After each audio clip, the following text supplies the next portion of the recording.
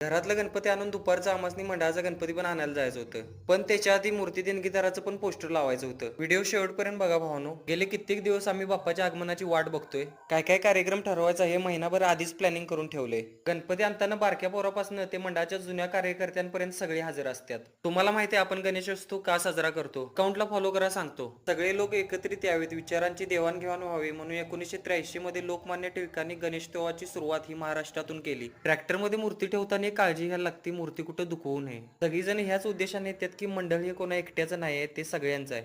1 2 3 4 गणपतीचा जय जयकार, अर्धा लाडू चंद्रावर, गणपती बाप्पा उंदरावर, गणपती बाप्पा मोरया, मंगलमूर्ती मोरया या जयघोषात अथांग सृष्टीच्या आधी देवाचं आगमन होते. एक गोष्ट खरी आहे, बाप्पा आले की सगळेजण परस्परातील वाद विवाद सगळं विसरून मंदिरात एकत्र येतात. काय पण म्हणा राव, बाप्पांची मूर्ती बघून एवढं भारी वाटतंय का नाही. स्वर्गात सुद्धा ते सुख नाही जे बाप्पाला पाहण्यात आहे. संकट किती पण मोठी असली तरी नुसतं